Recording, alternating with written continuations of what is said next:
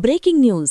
नाशिकमधील भोंदूबाबा अशोक खरात प्रकरणात दररोज नवे धक्कादायक खुलासे आणि आता थेट राज्य सरकारच अडचणीत. मिळालेल्या माहितीनुसार 2018 मध्ये अशोक खरातच्या ईशान्येश्वर मंदिरासाठी तब्बल 1.5 कोटी रुपयांचा निधी मंजूर करण्यात आला होता. हा निधी तत्कालीन पर्यटन मंत्री जयकुमार रावल यांच्या आदेशाने मंजूर झाल्याची कागदपत्र समोर आली आहेत. या निधीतून मंदिरात सभामंडप, प्रसाधनगृह, भक्तनिवास, विद्युतीकरण आणि लँडस्केपिंगची कामं करण्यात आली. मात्र आता हा पैसा जनतेच्या करातून दिला गेल्याने मोठा वाद पेटण्याची शक्यता आहे. या प्रकरणात सरकारी अधिकाऱ्यांवरही कारवाई सुरू झाली आहे. नाशिकचे अतिरिक्त जिल्हाधिकारी अभिजित भांडे पाटील यांची बदली करण्यात आली असून खरातसोबत गुंतवणूक केल्याचा आरोप त्यांच्यावर आहे. खरातचे आर्थिक व्यवहार सांभाळणारा सीए ललित पोफळे याचाही पर्दाफाश झाला आहे.